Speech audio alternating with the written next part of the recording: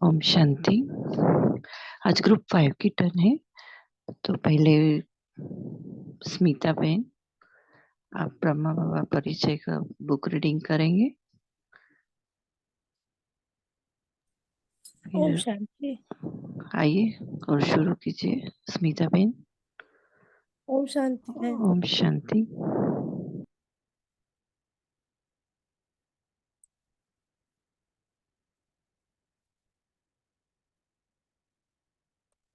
ओम शांति।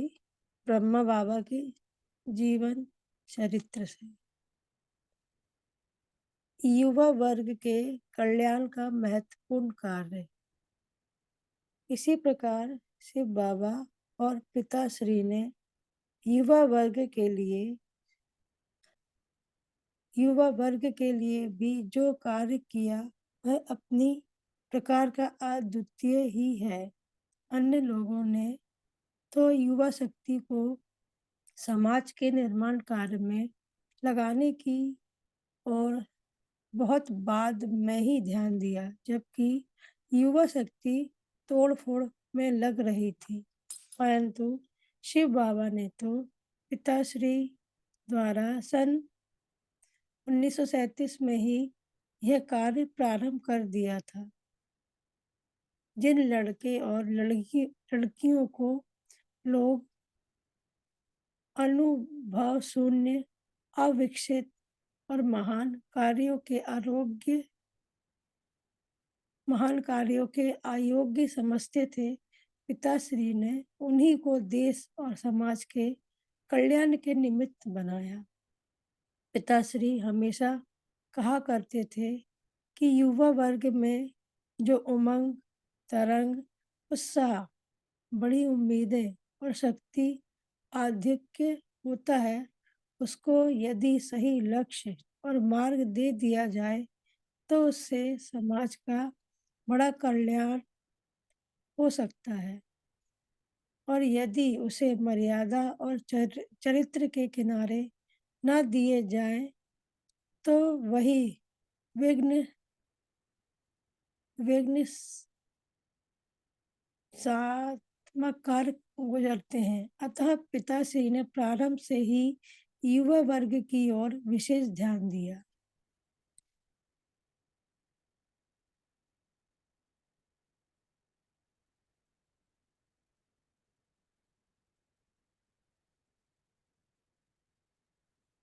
शिव बाबा और पिताश्री ने बुजुर्गों के अनुभव और युवा वर्ग की शक्ति को एक साथ संजो दिया और दोनों को मनुष्य से देवता बनने का लक्ष्य देकर और पवित्रता का मार्ग बताकर उनमें ऐसी तो प्रेरणा शक्ति भर दी कि वह संसार के समस्त आकर्षणों को लांघ कर देश और संसार के नव निर्माण के कार्य में पूर्णतः जुट गए। आज उसका सुमधुर फल साफ दिखाई दे रहा है। युवा पीढ़ी के जो बाल बालिकाओं समझ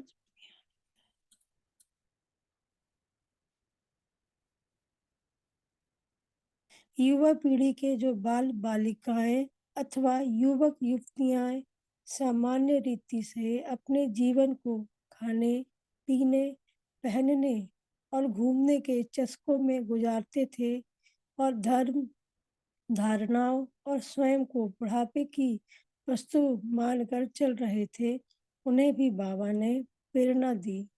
सभी इंद्रियों के प्रलोभनों को ताक पर रखकर सादगी, और सेवा के जीवन सात्विकता और सेवा के जीवन को ऐसा तो अपनाया कि वह अबला वृद्ध हजारों लाखों लोगों के सामने उदाहरण बन गए। कुछ वर्ष पहले जिन्हें हम समाज किसी गिनती में नहीं लेता था, आज वह भी अच्छे कार्यकर्ता, कुशलता वक्ता, स्वरूपनिष्ठ योगी, सफल सुधारक और समाज को दिशा निर्देश देने के कार्य में अपन अपर्णामय अध्यात्म सेवी बने हैं। जैसे कोई कुम्हार मिट्टी को लेकर उसे चाक पर चढ़ाकर अपने कलात्मक हाथों से समाज के लिए आवश्यक, सुंदर, प्रयोग में आने वाली वस्तुएं बना देता है, वैसा ही कार्य बाबा ने किया। कुम्हार का काम तो आसान है, यद्यपि उसमें भी कला की आवश्यकता है।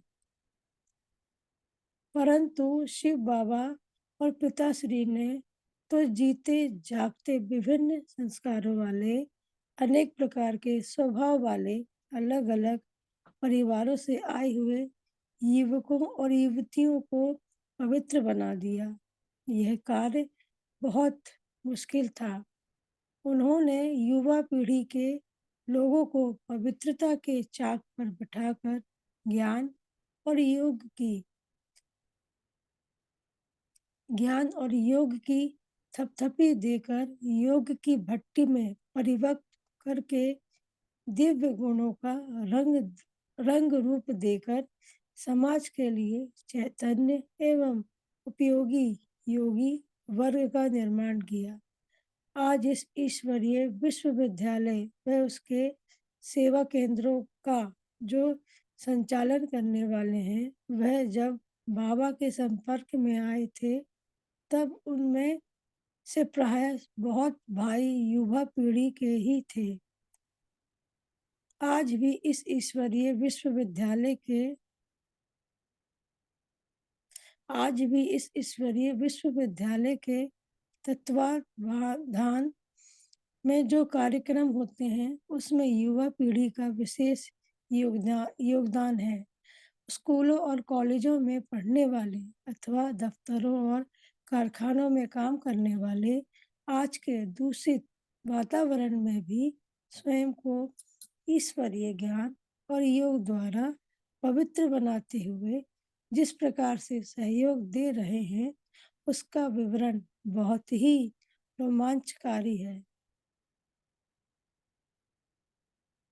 रोमांचकारी और प्रेरणाप्रद है।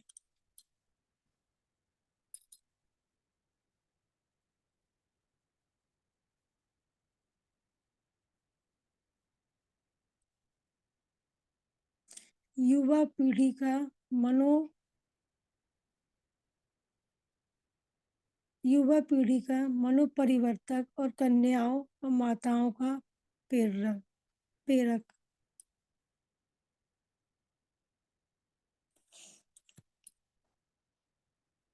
पिताश्री के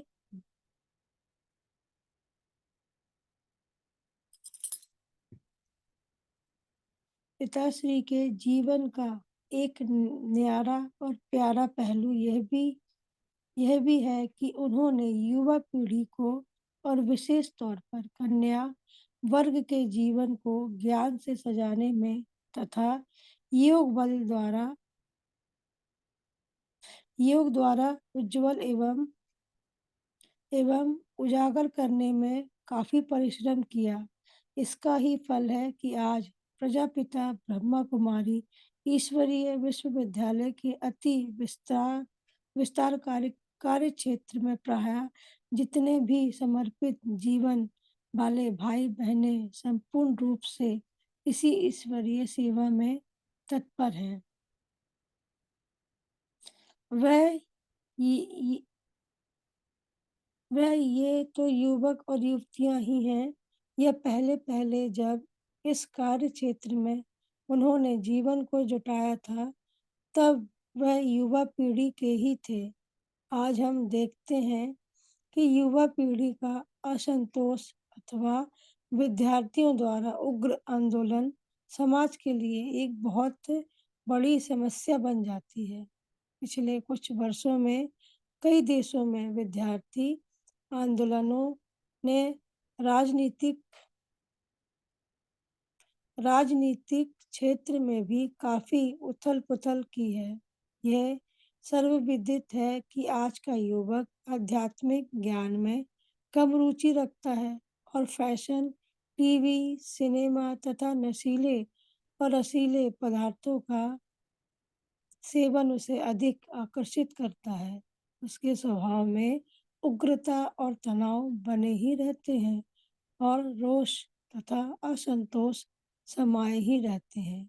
अनुमान लगाया जा सकता है कि यह चीज समय अंतर में कितनी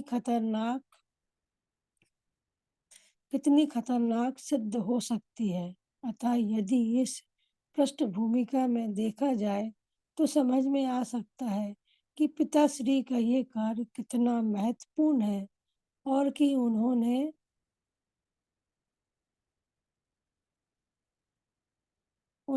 नवयुवकों युवतियों को पवित्र बनो और योगी बनो का युग परिवर्तनकारी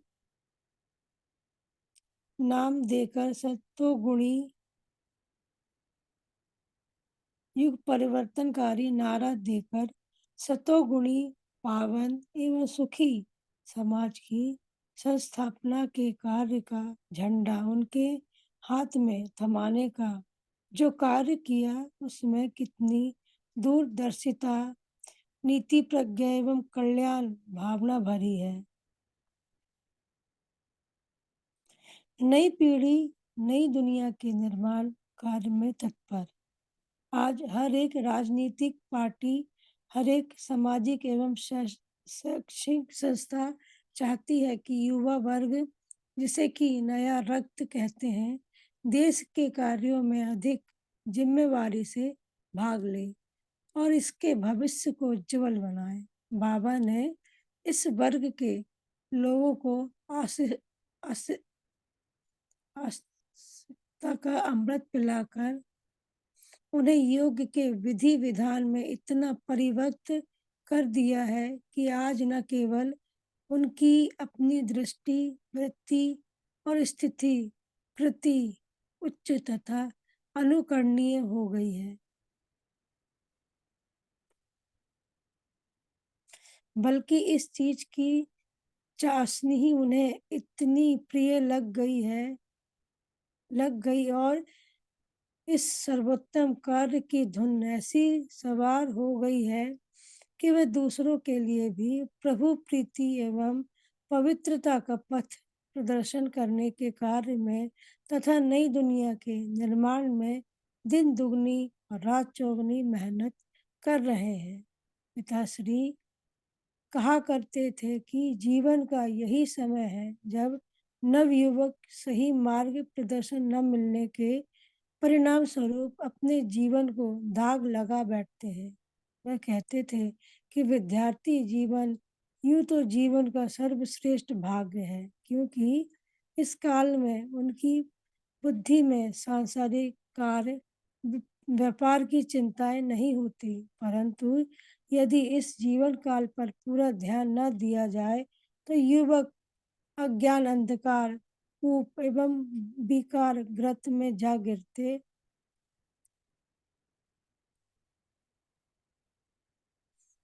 गिरते हैं। अतः पिताश्री के पास जब कभी भी इस वय का कोई भी व्यक्ति मिलने आता तो वह ऐसा मानकर उसकी अवहेलना न करते कि अभी तो यह नवयुवक अच्छा अथवा बच्चा है, अभी तो इसके खाने और मौज कर मनाने के ही दिन है, अभी तो यह जवानी की मदहोशी में क्या ज्ञान सुनेगा, बल्कि वह उसे पिता तुल्य स्नेह देकर उसे ईश्वरीय ज्ञान का महत्व दर्शाकर उसकी बुद्धि में ज्ञान का उजाला लाकर तथा प्रभु प्रेम का प्याला पिलाकर एक उसके जीवन को एक नया मोड़ दे देते। पिताश्री कहा करते कि नया रक्त तो सतयुग में देवी देवताओं ही का होता है, आज तो अबला वृद्ध सभी का रक्त वास्तव में पुरानी पीढ़ी ही का रक्त है, क्योंकि अब कलयुग का काला दौर चल रहा है, परंतु वह युवा पीढ़ी के तथा छोटे बच्चों के उद्बोधन कार्य को पूर्ण महत्व अवश्य देते। इस प्रकार जोश वालों को होश देकर अथवा तथा स्वभाव की गर्मी वालों को देश के गौरव और अध्यात्म की गरिमा समझाकर वह उन्हें एक नया जीवन देते और उसमें नया उल्लास भर देते। कन्याओं में जागृति, विशेष तौर पर मातृशक्ति तथा कन्याओं को ईश्वरीय ज्ञान से जगाने का महत्व वे सदा सामने रखते। संसार के इतिहास में आज तक ऐसा तो एक भी व्यक्ति नहीं हुआ जिसने कि समाजो उत्थान के कार्य में, जनता की आध्यात्मिक उन्नति के कार्य में अथवा एक नई क्रांति में कन्याओं को विशेष रूप से सहयोगी बनाया हो। विशेष तौर पर भारतवर्ष की परंपरा तो कुछ ऐसी रही है कि किसी के यहाँ कन्या जन्म लेती तो प्राय माता पिता इतने प्रसन्न नहीं होते जितना कि वह पुत्र के पैदा होने पर खुश होते हैं। कन्या के जन्म लेने पर प्राय सोचते हैं कि उसके जन्म के कारण हजारों लाखों रुपए का बोझ उनके सिर पर पड़ गया है, जो कि कन्या के दहेज अथवा उसके श्रृंगार इत्यादि पर विवाह के समय उन्हें खर्च करना पड़ेगा।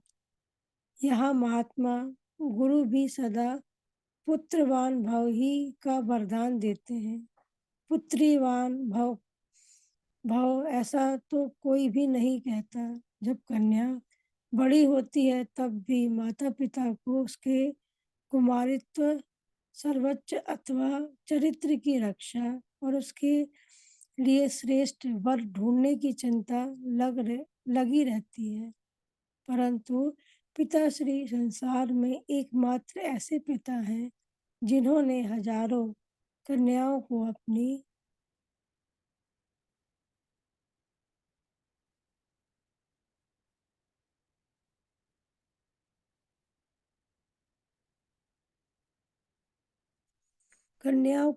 कन्याएं बनाया और उन्हें ऐसा चरित्रवान बना दिया कि उनके चरित्र की रक्षा की चिंता तो एक और रही, वह आज पूरी तरह नर नारियों के चरित्रोत्थान के कार्य में सफलतापूर्वक लगी हुई है। जहाँ एक कन्या के लिए श्रेष्ठ वर ढूंढने की चिंता उसके माता पिता तथा संबंधियों को सुख की नींद नहीं लेने देती, वहीं पिताश्री ने परमात्मा रूप वर के साथ हजारों कन्याओं की लगन जोड़कर उनको सही अर्थ में सौभाग्यशाली बना दिया है। बाबा ने कन्याओं को इतना महत्व क्यों दिया?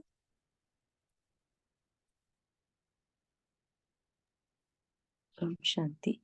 सिस्टर ये एकता की करेंगे आज। ओम शांति। ओम शांति। बहुत सुंदर रीडिंग की स्मिता बहन ने। अभी प्रियंका बहन मुरली सुनाएगी। शुरू कीजिए प्रियंका बहन और वर्षा बहन एक्सप्लेन कर देगी। ओम शांति। आइए प्रियंका बहन शुरू कीजिए मुरली रीडिंग। ओम शांति। ओम शांति दीदी। शुक्रिया दीदी। ओम शांति। 27/11/1987। ओम शांति। अव्यक्त बाप दादा मधुबन। बेहद के वैरागी ही सच्चे राज ऋषि। आज बाप दादा सर्व राज ऋषियों के दरबार को देख रहे। सारे कल्प में राजाओं के दरबार अनेक बार लगती है, लेकिन यह राज ऋषियों के दरबार इस संगम युग पर ही लगती है। राजा भी हो और ऋषि भी हो, यह विशेषता इस समय की दरबार की गाई हुई। एक तरफ राजाई अर्थात सर्व प्राप्त प्राप्तियों के अधिकारी और दूसरी तरफ ऋषि अर्थात बेहद के वैराग्य वृत्ति वाले। एक तरफ सर्व प्राप्तियों के अधिकारी का नशा और दूसरी तरफ बेहद के वैराग्य का अलौकिक नशा।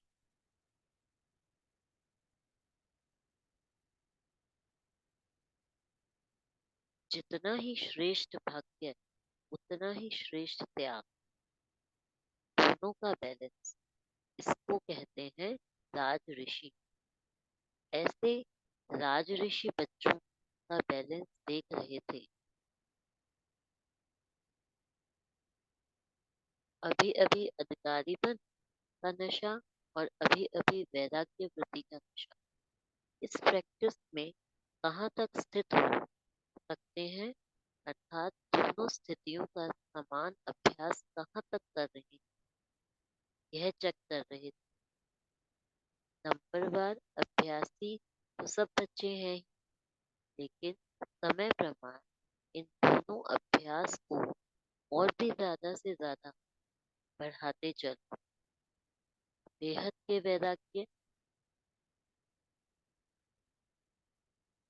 बेहद के वैराग्य वृत्ति का अर्थ ही है वैराग्य, अर्थात किनारा करना नहीं, लेकिन सर्व प्राप्तियां होते हुए भी हद की आकर्षण मन को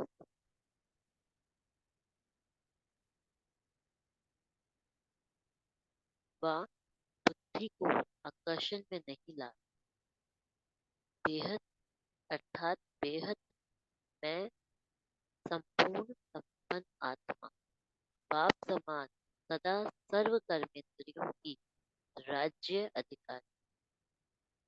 इन सूक्ष्म शक्तियों मन, बुद्धि, संस्कार के भी अधिकारी। संकल्प मात्र भी अधीनता न हो, इसको कहते हैं राज ऋषि अर्थात बेहद के वैराग्य वृत्ति। यह पुरानी देह व देह की पुरानी दुनिया व व्यक्त भाव, वैभवों का भाव, इन सब आकर्षण से सदा और सहज दूर रहने वाले। ओम शांति। शुक्रिया प्रियंका बहन जी, बहुत सुंदर रीडिंग की। बाबा की आज की वाणी, बेहद के वैरागी ही राज ऋषि। राज ऋषि ये टाइटल परमात्मा ने हमें दिया है ना। राज ऋषि अर्थात बेहद का वैरागी। इसको अर्थ को समझते हैं। राज शब्द भाग्य की निशानी और ऋषि शब्द त्याग की निशानी है ना। ऋषि का समझते हैं ना, ऋषि का मतलब त्यागी, जो घर गृहस्थ त्याग कर बाहर को चले जाते, जंगलों में चले जाते, त्याग करते, लेकिन वो तो हद का त्याग है। लेकिन यहाँ बाबा क्या कहते हैं, यहाँ बेहद के त्याग की बात है ना।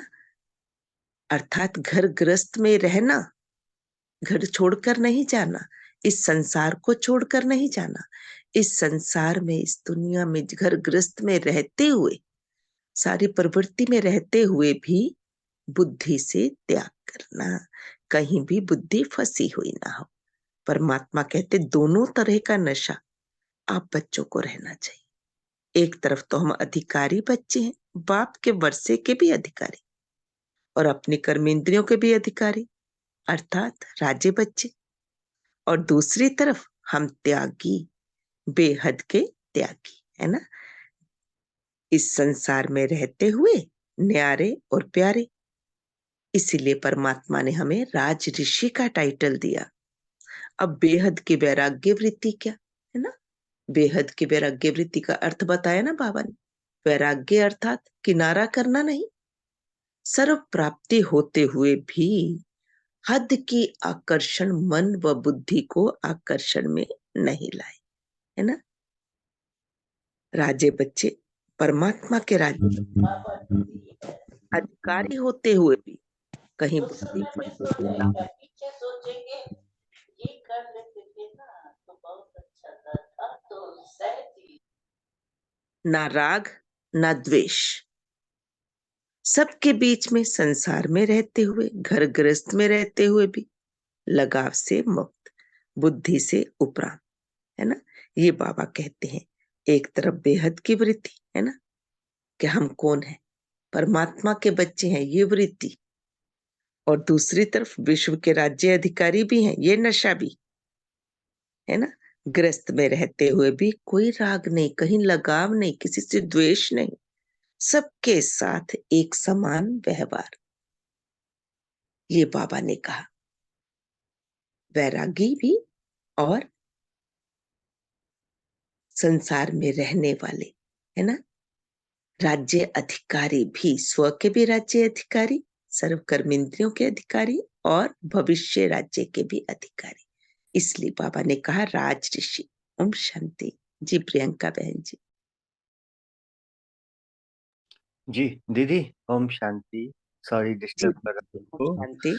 तो एक क्वेश्चन मेरे दिमाग में आया अभी। आपने कहा कि बेहद के वैरागी, तो हद का वैराग्य नहीं, चलो वो तो सन्यासी तो हद का वैराग्य करते हैं, लेकिन अगर हम घर गृहस्थ में रह भी रहे हैं और वो भी नहीं छोड़ा, तो फिर हमने वैराग्य क्या किया? उन्होंने तो वैरागी किया, पर फिर वैरागी क्यों कहा हमें? ऋषि क्यों कहा? क्या किस चीज का वैरागी किया? कुछ वैरागी किया? बुद्धि से ही किया? किस चीज का वैरागी किया? जी भाई जी, बुद्धि से कहीं भी लगाव झुकाव ना हो।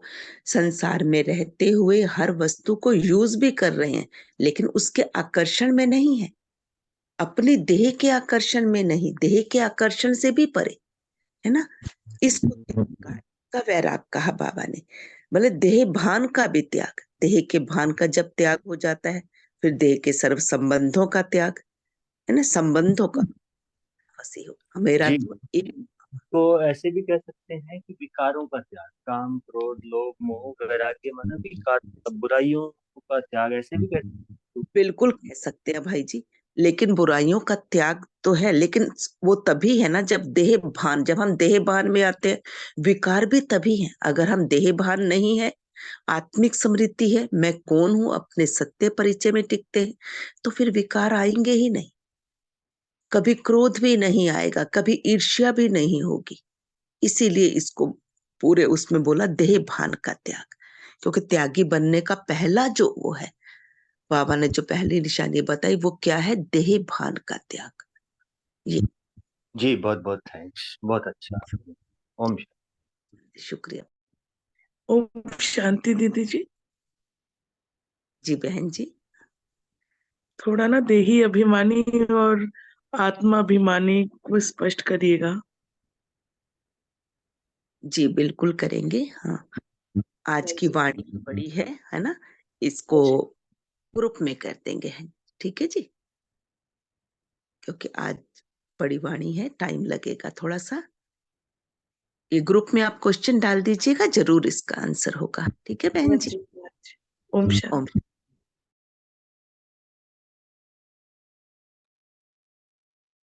जी प्रियंका। जी, जैसे साइंस की शक्ति धरनी के आकर्षण से परे कर लेती है, ऐसे साइलेंस की शक्ति इन सब हद की आकर्षणों से दूर ले जाती है। इसको कहते हैं संपूर्ण संपन्न बाप समान स्थिति। तो ऐसी स्थिति के अभ्यासी बने हो। स्थूल कर्मेंद्रियां, यह तो बहुत मोटी बात है। कर्मेंद्रिय जीत बनना यह फिर भी सहज, लेकिन मन बुद्धि संसार इन सूक्ष्म शक्तियों पर विजयी बनना, यह सूक्ष्म अभ्यास है।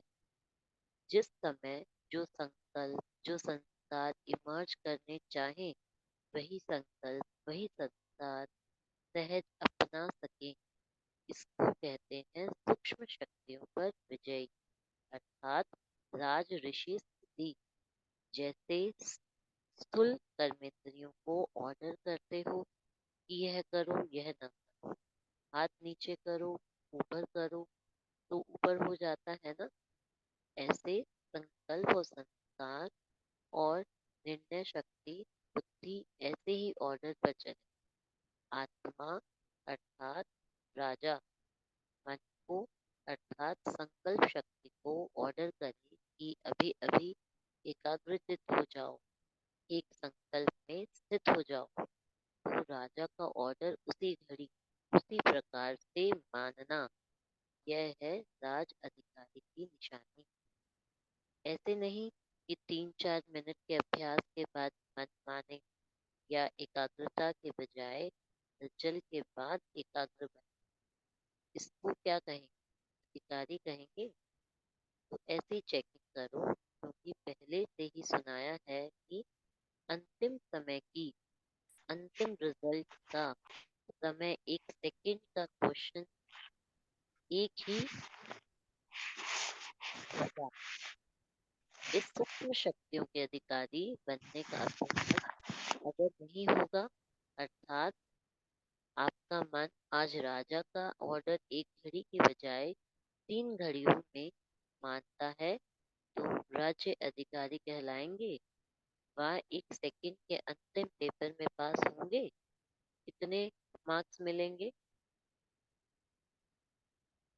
ऐसे ही बुद्धि अर्थात निर्णय शक्ति पर भी अधिकार हो, अर्थात जिस समय जो परिस्थिति है उसी प्रमाण उसी घड़ी निर्णय करना, इसको कहेंगे बुद्धि व अधिकार। ऐसे नहीं कि परिस्थिति व समय बीत जाए फिर निर्णय हो कि यह नहीं होना चाहिए था।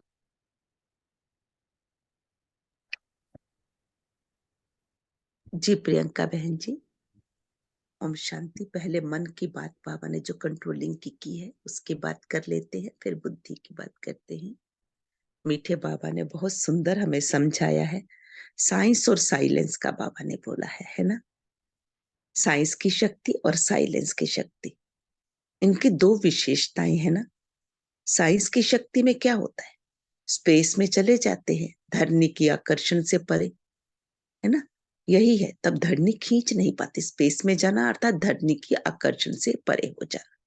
और साइलेंस में भी धरनी पर रहते हुए किसी भी प्रकार का आकर्षण ना हो, ये साइलेंस की शक्ति। कैसे होती है?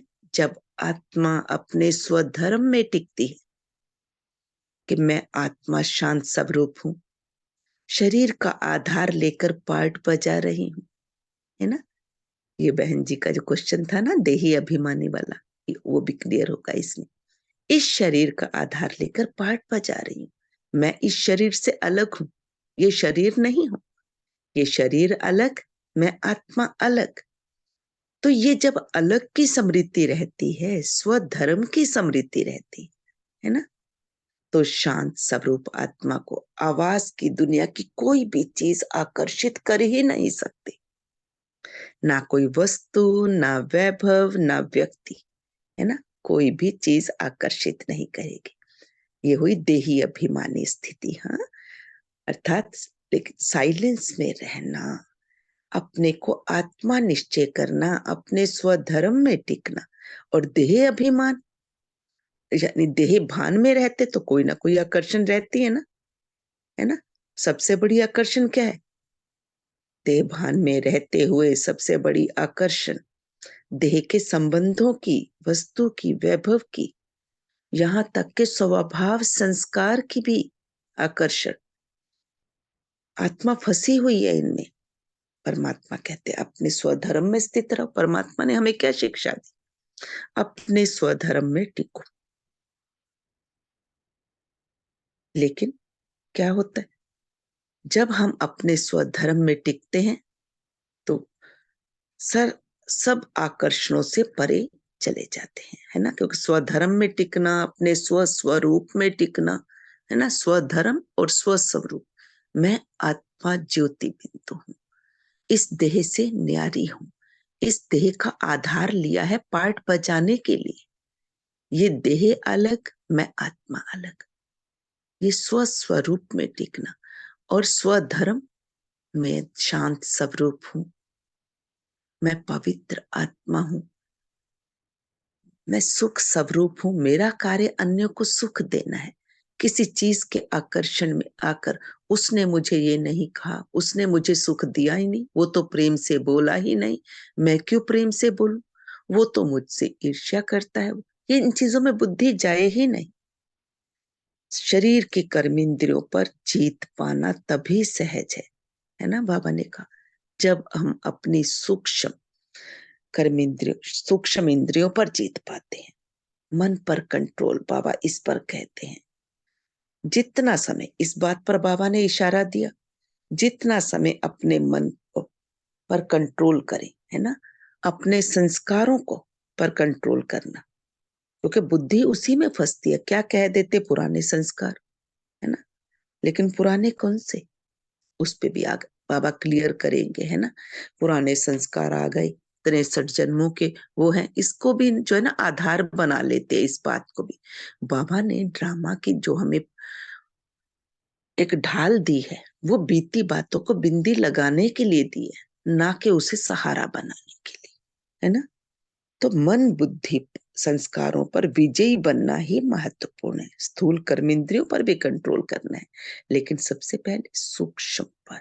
स्थूल पर कर्मेंद्रियों पर कंट्रोल फिर भी सहज हो जाता है ना। हम जो है हठवश भी दृढ़ता से भी कह सकते हैं आंखों को कि तुमने इधर उधर नहीं देखना, कहीं व्यर्थ नहीं जाना।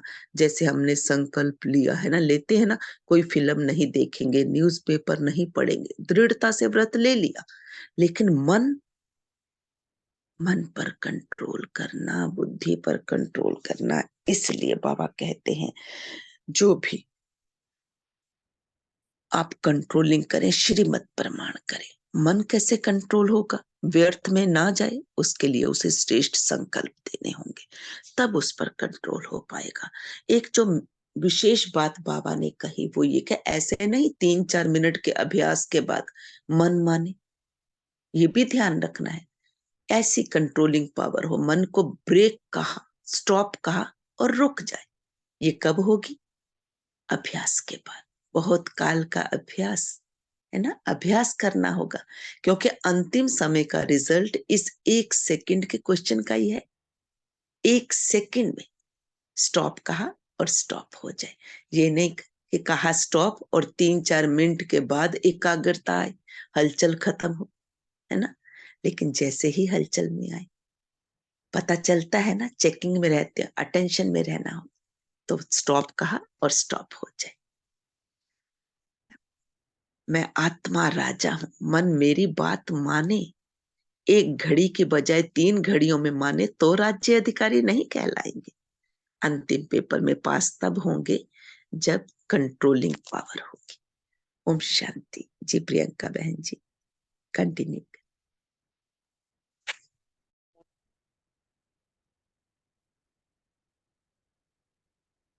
ऐसे ही बुद्धि अर्थात निर्णय शक्ति पर भी अधिकार हो, अर्थात जिस समय जो परिस्थिति है उसी प्रमाण उसी घटने निर्णय करना, उसको कहेंगे बुद्धि पर अधिकार। ऐसे नहीं कि परिस्थिति व समय बीत जाए फिर निर्णय हो कि यह नहीं होना चाहिए था, अगर यह निर्णय करते तो बहुत अच्छा होता। तो समय पर और यथार्थ निर्णय होना, यह निशानी है राज्य अधिकारी आत्मा। तो चेक करो कि सारे दिन में राज्य अधिकारी अर्थात इन सूक्ष्म शक्तियों को भी ऑर्डर में चलाने वाले कहाँ तक रहे। रोज अपने कर्मचारियों के दरबार लगाओ, चेक करो कि स्थूल कर्मेंद्रियां व सूक्ष्म शक्तियां, ये कर्मचारी कंट्रोल में रहे व नहीं रहे। अभी से राज्य अधिकारी बनने के संस्कार अनेक जन्म राज्य अधिकारी बनाएंगे, समझा। इसी प्रकार संस्कार कहाँ धोखा तो नहीं देते हैं। आदि अनादि संस्कार, अनादि शुद्ध श्रेष्ठ पावन संस्कार है, सर्वगुण सर्वरूप संस्कार है, और आदि देव आत्मा के राज्य अधिकारी बन के संस्कार सर्व प्राप्ति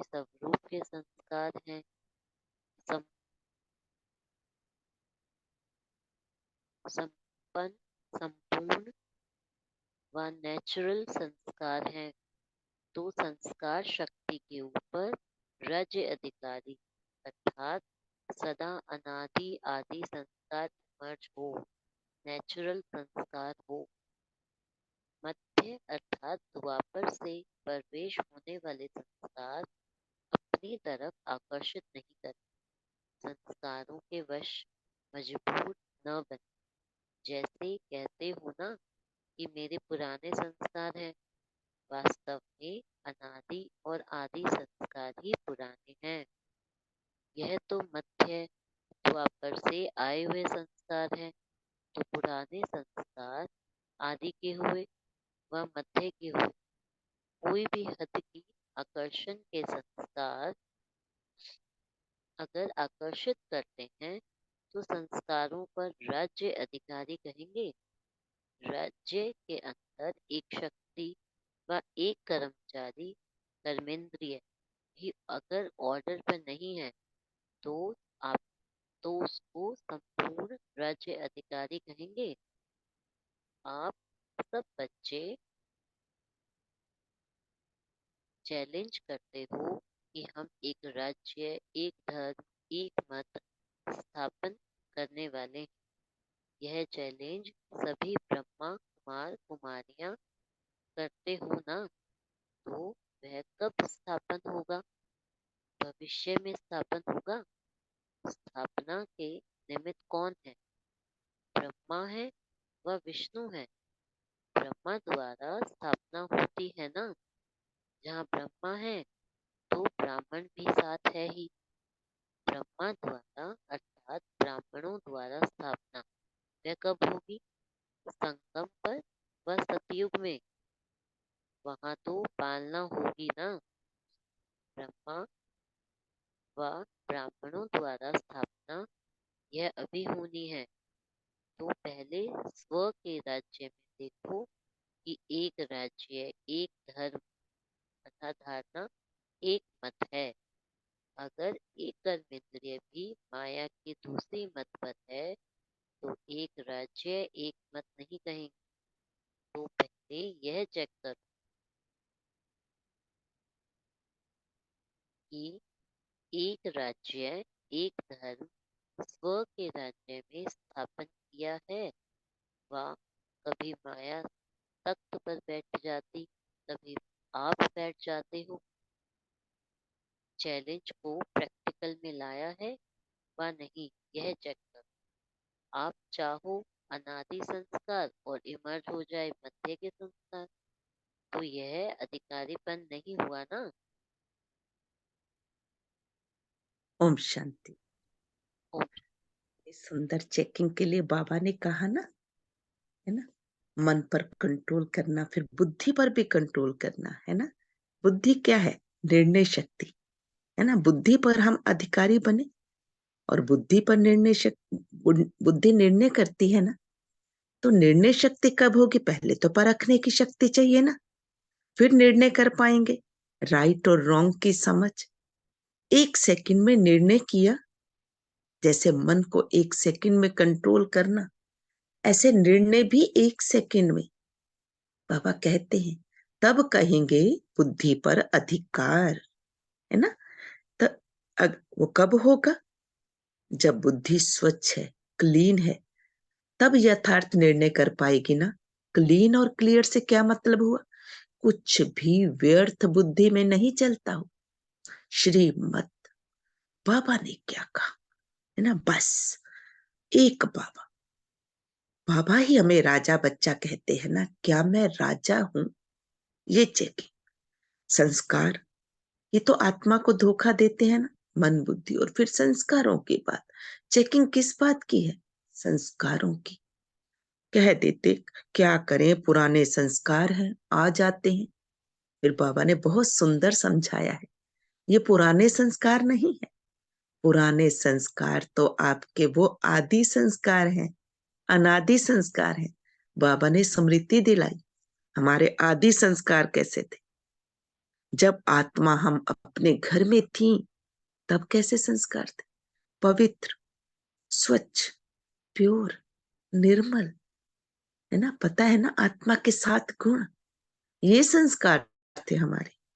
और जब आदि स्वरूप में अर्थात देव आत्मा बनकर पाठ बजाया तब भी शुद्ध थे, सतो प्रधान संस्कार थे, दिव्य गुण संपन्न, है ना, कहते हैं ना 16 कला संपूर्ण, सर्व गुण संपन्न, 16 कला संपूर्ण, बाबा ने स्मृति दिलाई।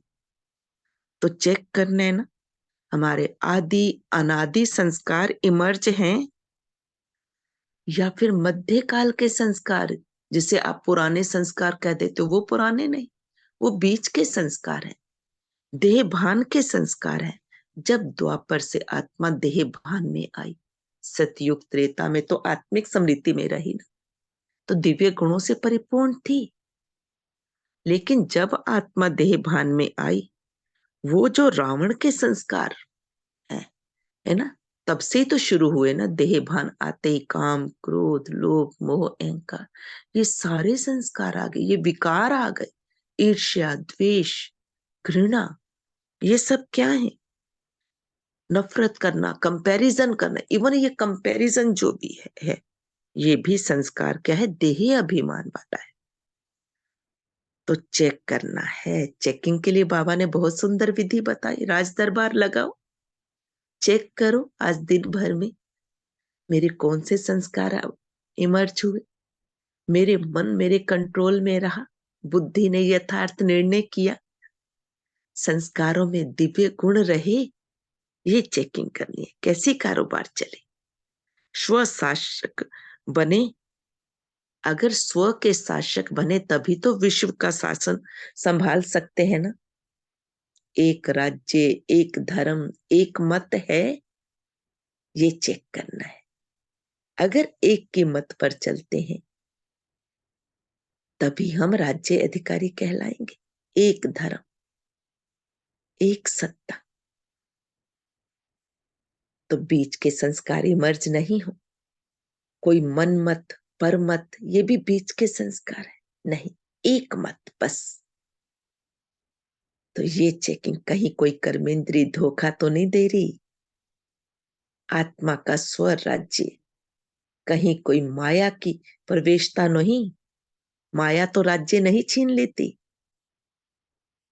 जब भी किसी व्यक्ति वस्तु वैभव के प्रभाव में आते, उसके आकर्षण में आते, अर्थात माया का प्रभाव,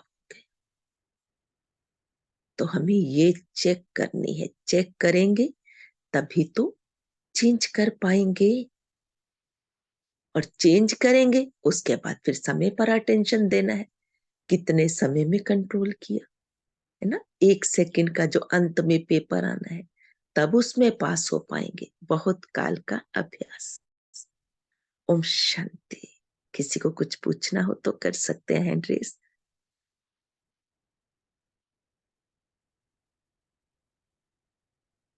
चलिए प्रियंका बहन जी कंटिन्यू कीजिए। जी रेणुका बहन जी, आपने हैंड रेज किया। जी ओम शांति दीदी।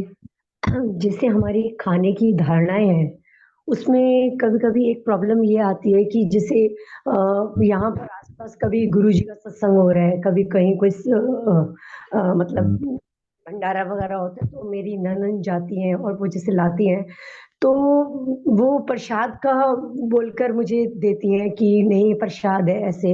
अगर मैं मना भी करती हूँ तो मैं समझ नहीं पाती हूँ उन्हें कैसे मना करूँ, क्योंकि मुझे तो पता है कि वो पतित के हाथ से बना हुआ, वो लोग पवित्र नहीं है, लेकिन वो कहती है कि भगवान की याद में बना हुआ है, ऐसा है। तो उस सिचुएशन में मैं क्या कैसे मना करूँ? क्योंकि मैं ये सोच के खा लेती हूँ कि ठीक है भगवान का प्रसाद बार-बार वो कह रही है, हालाँकि मुझे पता है नहीं खाना चाहिए, लेकिन मैं खा लेती हूँ।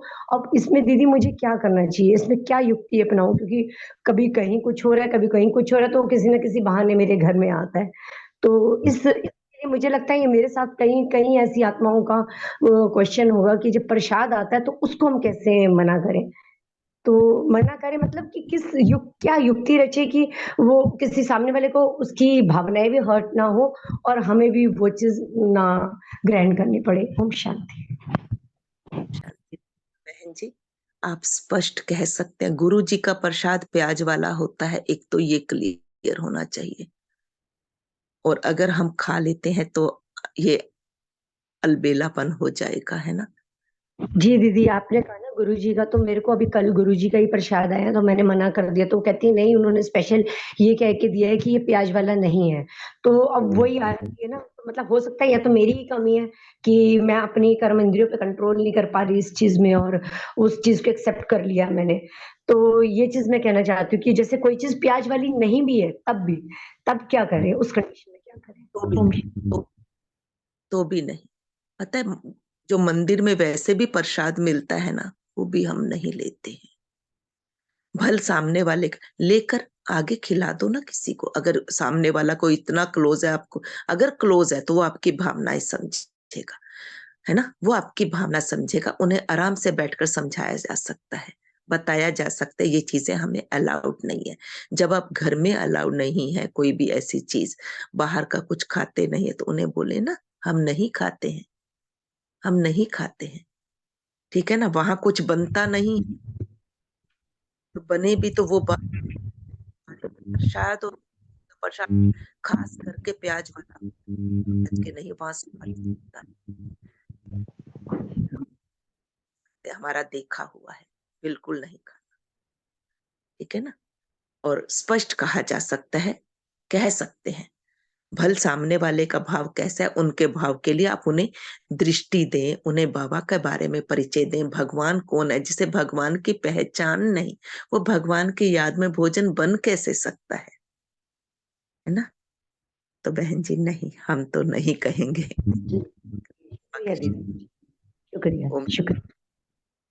जी प्रियंका बहन जी कंटिन्यू। जी, तो राज ऋषि अर्थात सबके सर्व के राज्य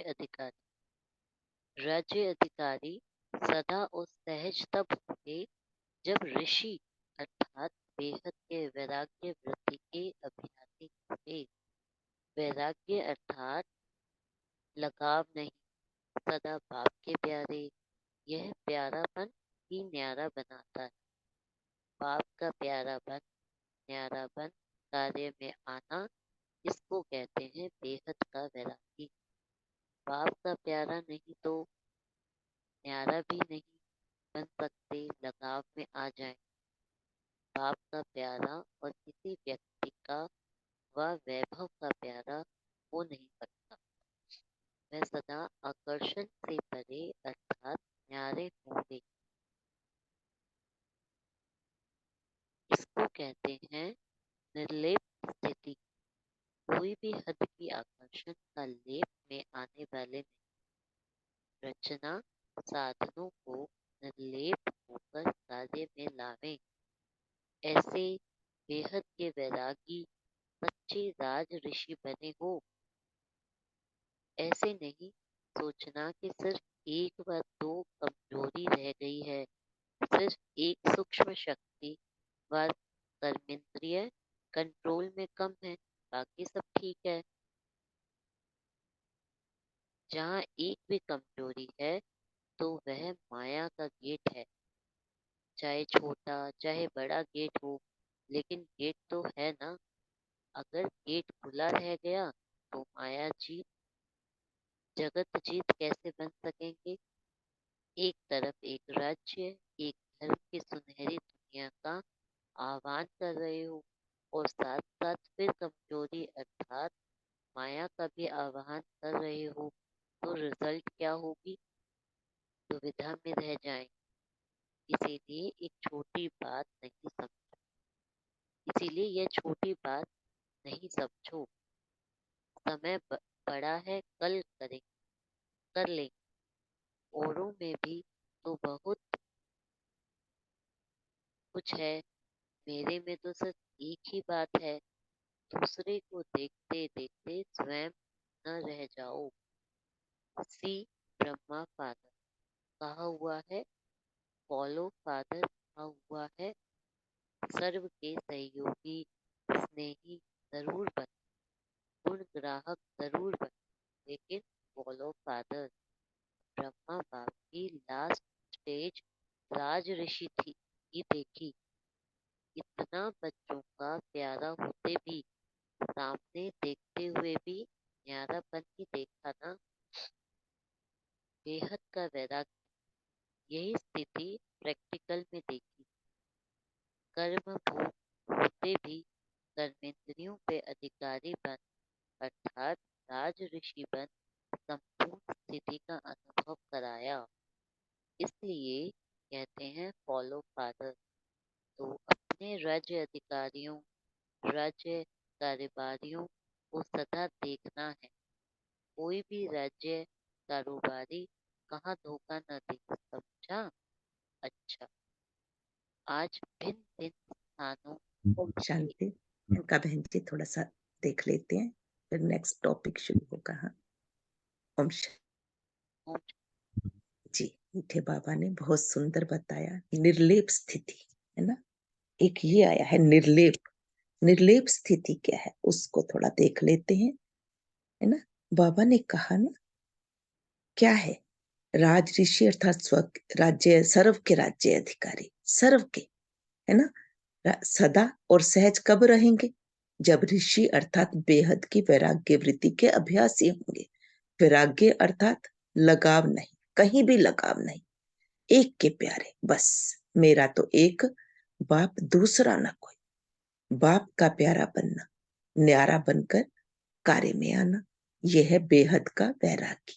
एक से प्यार, बस केवल एक बाप का प्यारा। किसी भी व्यक्ति वैभव का प्यारा हो ही नहीं सकता, किसी और तरफ बुद्धि जाए ही नहीं, हर आकर्षण से परे। यह है निर्लेप स्थिति। आत्मा जब एक में समाई है, एक के प्यार में समाई है, एक की ही स्मृति है, तो अन्य लगावों से मुक्त है। ये कहलाती है निर्लेप स्थिति। कोई भी हद की आकर्षण नहीं, किसी भी तरह की लेप में आने वाली नहीं। चाहे रचना या साधनों को हो, उसको भी अगर कार्य में ला रहे, लेकिन निर्लेप होकर, है ना। कार्य में तो लाते ना, साधनों को भी यूज करते, लेकिन उनमें बुद्धि लटकी हुई नहीं हो। साधन साधना के लिए यूज करते, स्थिति निर्लेप हो, बेहद के वैरागी। बाबा ने कहा चेक करो, ऐसे सच्चे राज ऋषि बने हो। ये नहीं सोचना, देखो ये बहुत अटेंशन वाला पॉइंट है। ये नहीं सोचना केवल एक ही कमजोरी है, एक ही सूक्ष्म शक्ति है, या एक ही कर्मेंद्री है जो कंट्रोल, जिस पर कंट्रोल नहीं है, बाकी सब कंट्रोल में है। लेकिन बाबा ने क्या बोला, ये एक कमजोरी भी माया का गेट है। चाहे वो गेट छोटा हो या बड़ा हो, एक भी अगर ये गेट खुला है तो माया प्रवेश करेगी। फिर माया जीत, जगत जीत कैसे होगा, है ना। बाबा ने बहुत सुंदर बताया। एक तरफ तो सुनहरी दुनिया का, एक धर्म, एक राज्य, एक सत्ता, जहां एक, उसका आवाहन करते हो, और फिर कमजोरी का भी आवाहन करते हो।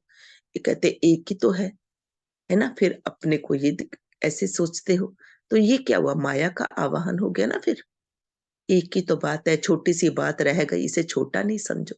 और ये भी नहीं सोचना अभी तो समय पड़ा है, कर लेंगे। औरों में तो, औरों को भी नहीं देखना, औरों में तो बहुत कुछ है, मेरे में तो सिर्फ एक ही बात है, एक ही कमी है। बाबा कहते दूसरों को देखते देखते फिर स्वयं भी रह जाएंगे।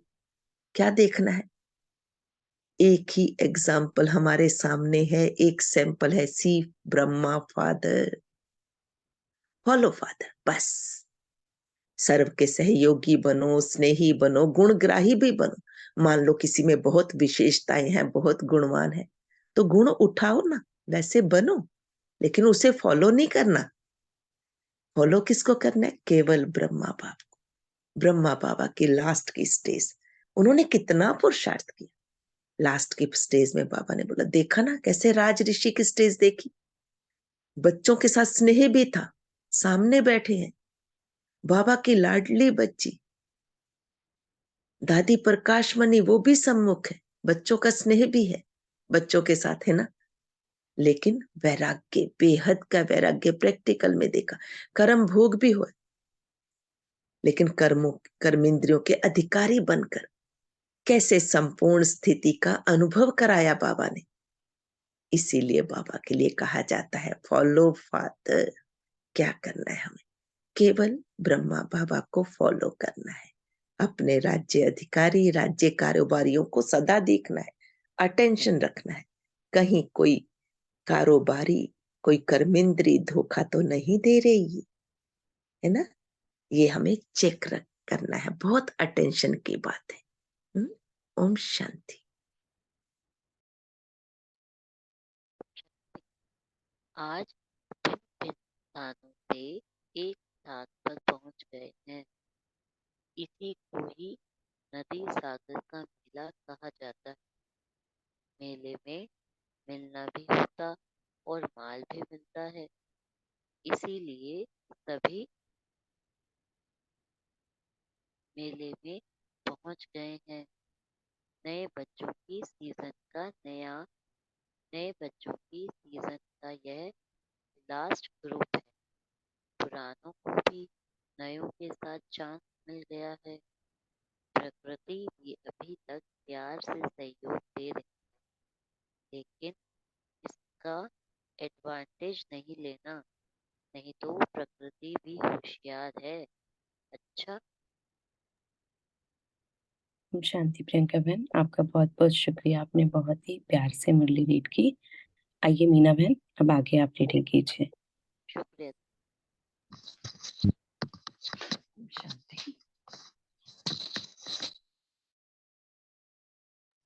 शांति। पार्टियों से अव्यक्त पाप की मुलाकात। पहले पॉइंट से, अनेक बार की विजयी आत्माएं हैं। ऐसा अनुभव करते हो विजयी बनना मुश्किल लगता है या सहज? क्योंकि जो सहज बात होती है वह सदा हो सकती है, मुश्किल बात सदा नहीं होती। जो अनेक बार कार्य किया हुआ होता है वह स्वतः ही सहज हो जाता है। कभी कोई नया नाम किया जाता है तो पहले मुश्किल लगता है, लेकिन जब कर लिया जाता है तो वही मुश्किल काम सहज लगता है। तो आप सभी इस एक बार के विजयी नहीं हो। अनेक बार के विजयी हो। अनेक बार के विजयी अर्थात सदा सहज विजय का अनुभव करने वाले हो। जो सहज विजयी है उनको हर कदम में ऐसे ही अनुभव होता है कि यह सब कार्य हुए ही पड़े हैं। हर कदम में विजय हुई पड़ी है। होगी या नहीं यह संकल्प भी नहीं उठ सकता।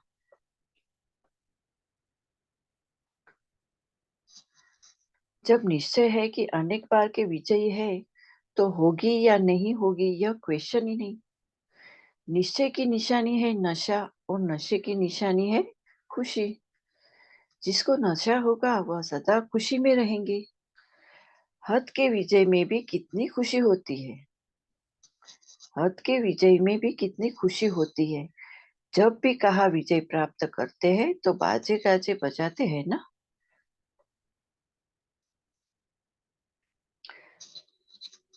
तो जिसको निश्चय और नशा है तो खुशी जरूर होगी। वह सदा खुशी में नाचता रहेगा। शरीर से तो कोई नाच सकते हैं, कोई नहीं भी नाच सकते हैं, लेकिन मन में खुशी का नाचना, यह तो बेड पर बीमार भी नाच सकता है। कोई भी हो, यह नाचना सबके लिए सहज है। क्योंकि विजय होना अर्थात स्वतः खुशी के बाजे बजना। जब बाजे बजते हैं तो पाँव आपे ही चलते रहते हैं। जो नहीं भी जानते होंगे वह भी बैठे बैठे नाचते रहेंगे। पाँव हिलेगा, कांध हिलेगा। तो आप सभी अनेक बार के विजयी हो। इसी खुशी में सदा आगे बढ़ते चलो। दुनिया में सबको आवश्यकता है ही खुशी की। चाहे सब प्राप्तियां हो, लेकिन खुशी की प्राप्ति नहीं है। तो जो अविनाशी खुशी की आवश्यकता दुनिया को है, वह खुशी सदा बांटते रहो। दूसरी पॉइंट, अपने को भाग्यवान समझ हर कदम में श्रेष्ठ भाग्य का अनुभव करते हो। क्योंकि इस बात भाग्य विधाता बन भाग्य देने के लिए आए हैं।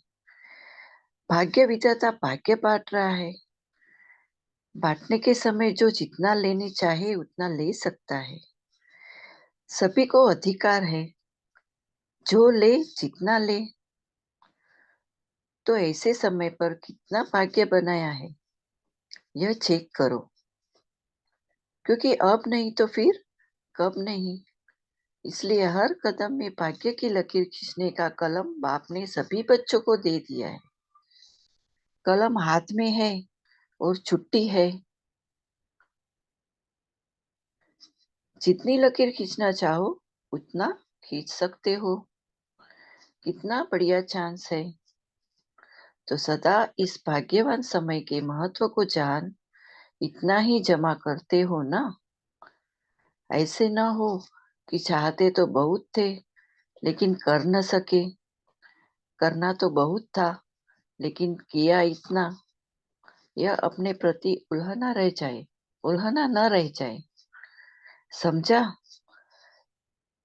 तो सदा भाग्य की लकीर श्रेष्ठ बनाते चलो और औरों को भी इस श्रेष्ठ भाग्य की पहचान देते चलो। वाह मेरा श्रेष्ठ भाग्य। यही खुशी के गीत सदा गाते रहो। ओम शांति। ओम शांति।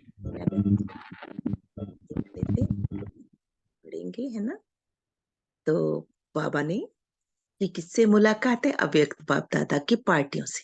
देखो नई नई आत्माएं आती हैं, बाबा कितना उमंग उत्साह में लाते हैं ना। बाबा ने बड़े स्नेह से बड़े प्यार से बच्चों से कहा, आप कौन हो?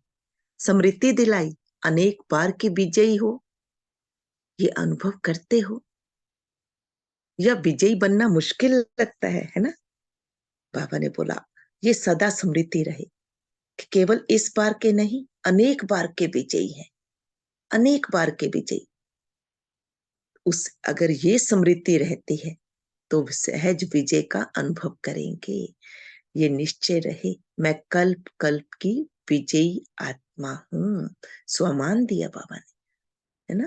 बाबा कहते हर कदम में विजय हुई पड़ी है ना। ये आपको तो कभी ये संकल्प उठे ही नहीं कि क्या होगा कैसे होगा, बिल्कुल नहीं। निश्चय में रहो कि हम अनेक बार के विजयी हैं, है ना। नहीं वाला तो क्वेश्चन ही नहीं उठाना। सदा नशे में रहो। निश्चय की निशानी नशा है और नशे की निशानी खुशी। तो जब निश्चय है, नशा है, तो फिर क्या रहेंगे? सदा खुशी में रहेंगे ना। सदा खुश रहो, क्योंकि जहां विजय प्राप्त करते हैं क्या होता है? बाजे गाजे बजते हैं ना, खुशी मनाते हैं। तो आप में भी जिसे नशा है वो खुश जरूर होगा। तो सदा खुशी में नाचते रहो। बाबा कहते भल शरीर से ना भी नाच पाए होता है ना, लेकिन मन तो नाचे, है ना। मन नाचता रहे, मन में खुशी के बाजे बजते रहे, मन डांस करता रहे, है ना। और वो मन का डांस तो एक बीमार भी कर सकता है, भल बेड पर है, उसके लिए भी ये नाच सहज है, क्योंकि अंदर में खुशी है, विजयी होने की खुशी। कितना विजयी है ना, है ना। परमात्मा मिल गया, भगवान मिल गया, जिसे ढूंढने के लिए 63 जन्मों से जिसे ढूंढ रहे थे कि क्या क्या तप नहीं किया, कितने व्रत किए, कितना अपने मन को वो किया, है ना। क्योंकि मन से तो नहीं छूटी थी ना चीजें। मन को हठ पूर्वक रोका जाता था कि आज हम पानी नहीं पिएंगे, आज हम ये नहीं करेंगे, आज ये नहीं करेंगे। कहीं जाना है, शरीर नहीं भी साथ दे रहा, पैरों में छाले पड़ गए, लेकिन यात्रा पर जा रहे हैं, है ना। और अब देखो सहज, कोई हठ नहीं, सहज। बस मन को साधना बाबा ने बता दिया, एक को साधना, है ना। तो बाबा ने बोला खुशी के बाजे बजते रहने चाहिए, है ना। तो जब बाजे बजते हैं तो फिर अपने आप ही मन नाचेगा, पांव भी अपने आप चलते, कभी पांव हिलता है, कभी कांध हिलता है ना, जब अंदर में खुशी होती है। तो बाबा कहते दुनिया तो इस खुशी को जरूरत है, दुनिया को। वो तो क्या करते हैं, उत्सव मनाते हैं, है ना। कोई ना कोई बहाने ढूंढते हैं खुशी के, देखते हैं ना कि खुश रहे, और उस खुशी में भी दुखी हो जाते हैं। और यहाँ तो खुशी है ना। बाबा मिल गया, ये अविनाशी खुशी। और दुनिया में बाबा कहते आपको जो अविनाशी खुशी है औरों को भी बांटते रहो, खुश रहो, खुशियां बांटो, है ना। और बाबा ने कहा आप कितने भाग्यवान हो, ये स्मृति दिलाई, भाग्य विधाता मिल गया, वो भाग्य बांट रहा है, सबको अधिकार दे दिया, जितना चाहो ले लो, जितना चाहो ले लो, भाग्य की कलम ही हाथ में दे दी, खींच लो लकीर, जितनी लंबी खींचना चाहो। हाथ में कलम देकर बाबा कहते छुट्टी दे दी, जितनी लंबी लकीर खींचना चाहो खींच लो। बढ़िया चांस है ना, इतना बड़ा चांस मिला है, स्वयं भाग्य विधाता हमारा हो गया। तो इस भाग्यवान समय के महत्व को जानो, समय में नहीं अलबेले बन जाना कि अभी तो समय पड़ा है, कर लेंगे, बाबा तो मिल ही गया। नहीं, ऐसा ना हो कि चाहते हुए भी फिर कर ही ना सके, समय ही निकल जाए, फिर उलझना रह जाए, करना तो चाहते थे कर नहीं पाए, है ना। तो बाबा ने कहा अपने भाग्य को पहचानो और खुशियों के गीत गाते रहो, सदा खुशी में नाचते रहो, अपना भाग्य बनाते रहो। समय पर अटेंशन बाबा ने खिंचवाया, वो जरूर रखना। ओम शांति। जी मीना बहन जी। सदा अपने को स्वदर्शन चक्रधारी श्रेष्ठ आत्माएं अनुभव करते हो। स्वदर्शन चक्र अर्थात सदा माया के अनेक चक्रों से छुड़ाने वाला। स्वदर्शन चक्र सदा के लिए चक्रवर्ती राज्य भाग्य के अधिकारी बना देता है। यह स्वदर्शन चक्र का ज्ञान इस संगम युग पर ही प्राप्त होता है। ब्राह्मण आत्माएं हो, इसलिए स्वदर्शन चक्रधारी हो। ब्राह्मणों को सदा चोटी पर दिखाते हैं। चोटी अर्थात ऊंचा। ब्राह्मण अर्थात सदा श्रेष्ठ कर्म करने वाले।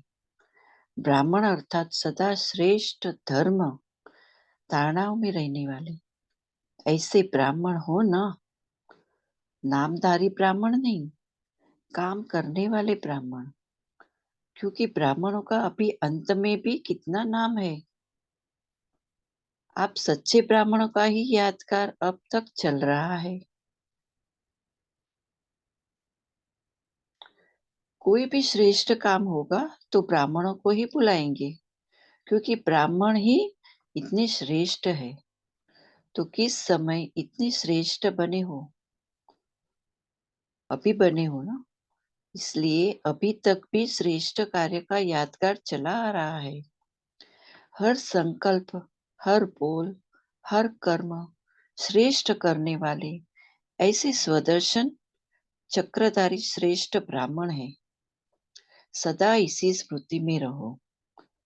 अच्छा,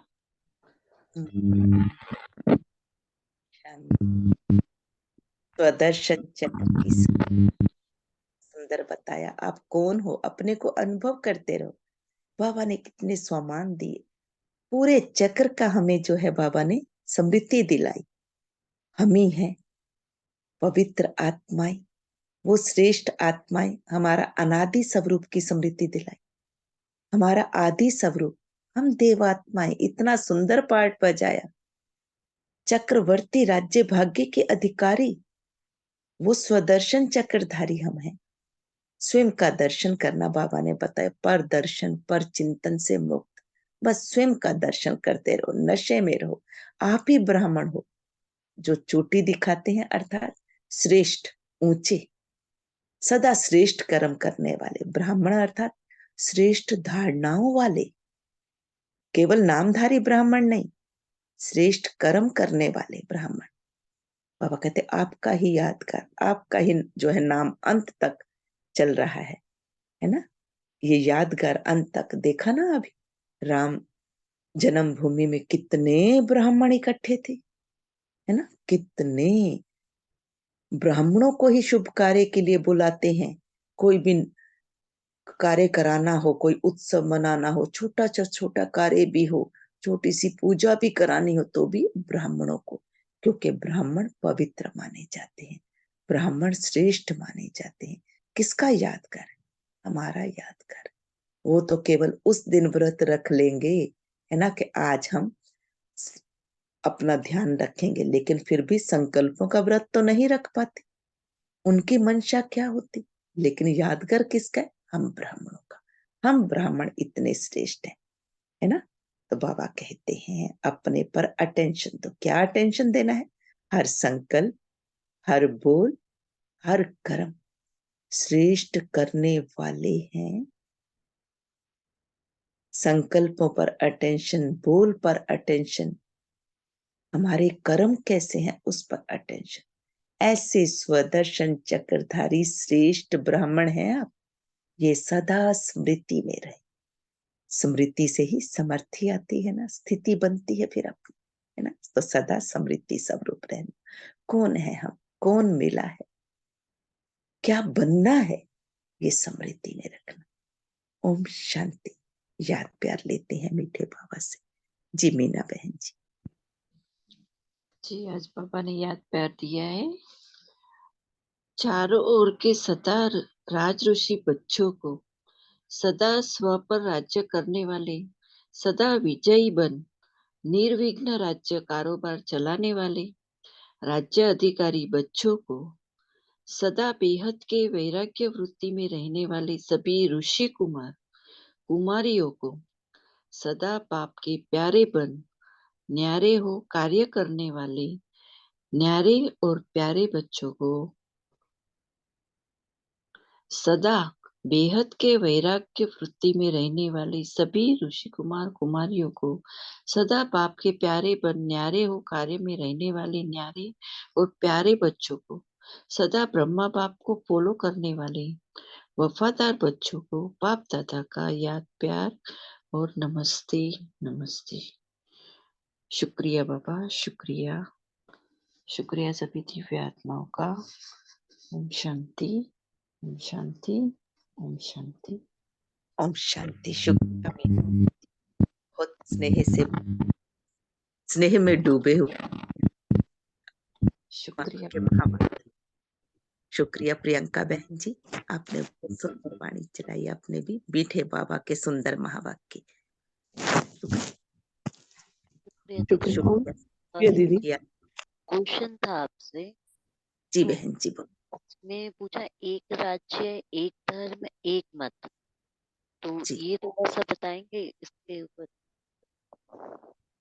ये हमारे भविष्य का जो है एक राज्य, अभी की देखो करना तो अभी है। एक राज्य, आत्मा का राज्य हो मेरी कर्मेंद्रियों पर, क्योंकि मैं आत्मा राजा।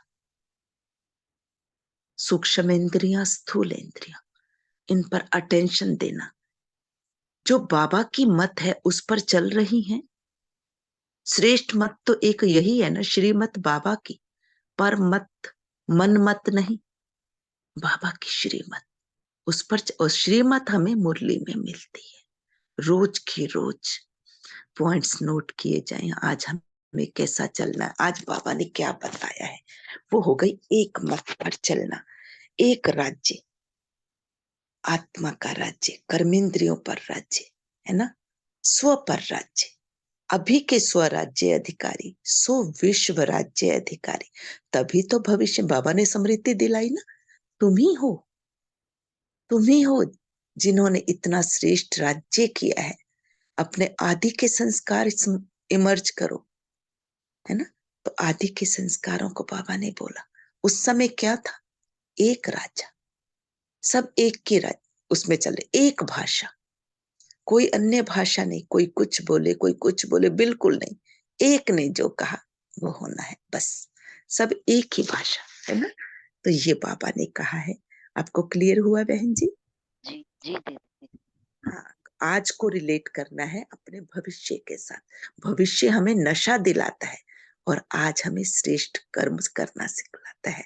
कि हम भविष्य के वो बनने के लिए हमें आज अधिकारी बनना है, ये बाबा ने कहा है। ओम शांति जी। और किसी को कुछ कहना है? समय तो हो गया है। जी बहन जी।